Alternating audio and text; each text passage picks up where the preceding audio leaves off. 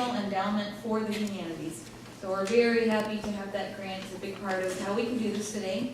And of course, we'd love to thank our sponsors for today's concert. They're right here up on the screen. They're also on the back of your program. So if you know anybody in these businesses or you frequent the businesses, please do thank them for us for their generous help. They're a big part of putting the helping us be able to put the festival together. So now just a couple reminders. First reminder, please turn your cell phones off. And if there's any fussy babies or toddlers, please do take them outside the room. If you need to leave the room, you can go right out the back doors. That's okay. You can come back whenever you're ready. And I think it's time to hear some stories, yeah? Yeah. All right, well, first up we have 9-year-old Mariana Delgadillo. She attends 3rd grade at Ashley Elementary School. She loves reading, writing, her family, and her pets. And we're glad that she put reading first on the list. All right, so everyone please give a big round of applause for Mariana Delgadillo. Just your mic here. She's a little shorter than I, but only a little bit. Oh my goodness. Okay, Ashley, come help me. I don't know how to do it.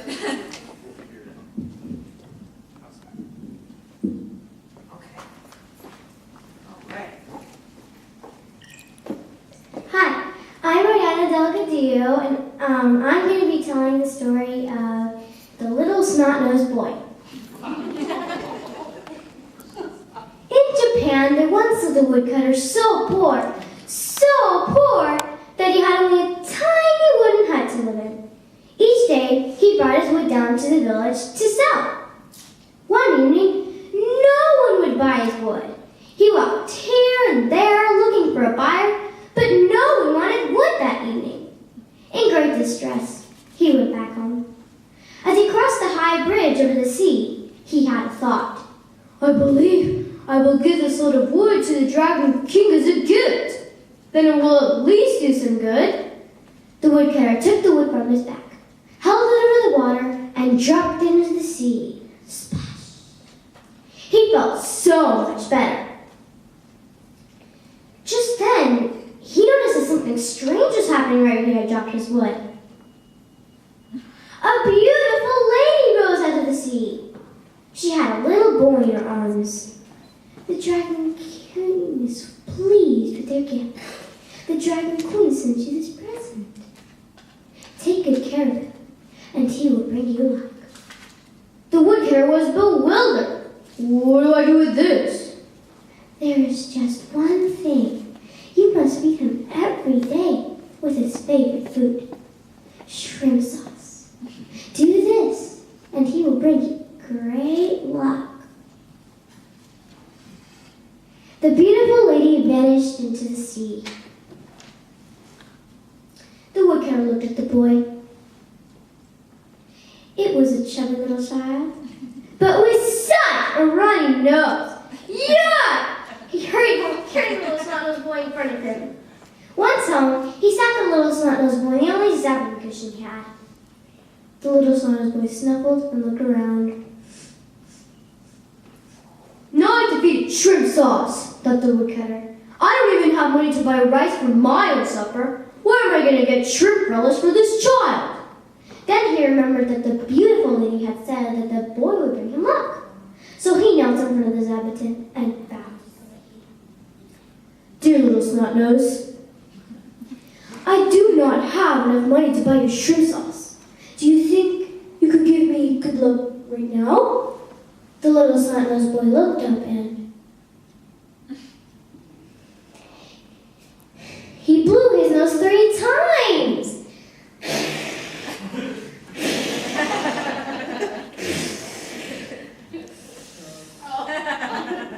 The woodcutter jumped back.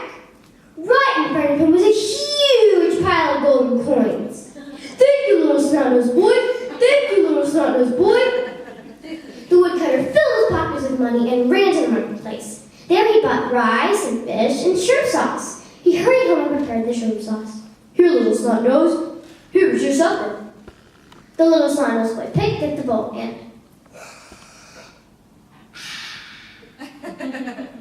the next morning, the woodcutter approached the little snot-nosed boy and said, Dear little snot-nose, this hut is very small.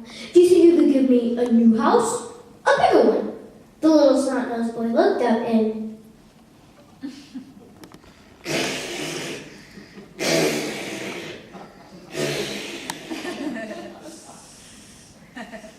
instantly, the woodcutter's hut vanished and an enormous mansion appeared. Thank you, little snot-nosed boy. Thank you, little snot-nosed boy. The next day, the woodcutter asked the little snot-nosed boy for furniture and servants for his new home. The little snot-nosed boy blew his nose 3 times, and everything the woodcutter had asked for appeared. So every day after that, the woodcutter thought of something else to ask of the little snot-nosed boy. But clothing, jewels, even a beautiful wife. He no longer went to the mountains to cut wood. He stayed at home waited on by his servants, pampered by his beautiful wife. He had riches enough to last a lifetime. Still, every day he had to go down to the market and buy the shrimp sauce and feed the little snot-nosed boy. One day he became so tired of this, he sent one of his many servants to go get the shrimp sauce. But when the servant returned and laid a bowl before the little snot-nosed boy, the little snot-nose refused to touch it.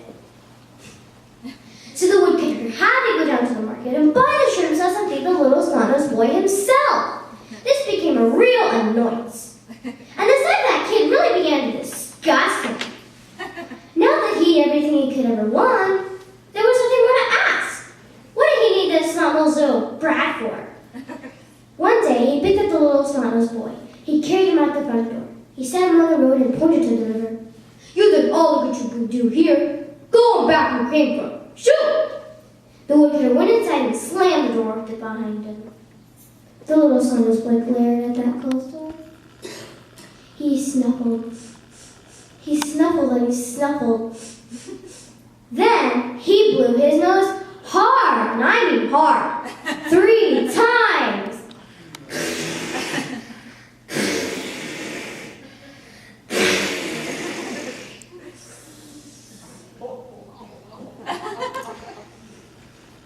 That door vanished. That house vanished. All the gold, jewels, servants vanished. The woodcutter was inside looking for all his precious treasures, especially his wife. But the only thing he found was his old axe. He ran outside and looked around. Nobody was there. The little snot-nosed boy was gone. The end.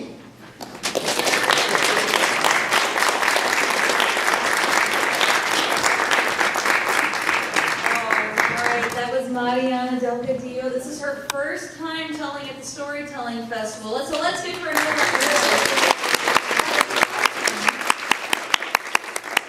All right, and we do coach these student tellers. We've been coaching them for a couple of months. They've been working very hard, so we're very excited to be able to do this for them. But now we'll get to our next student teller.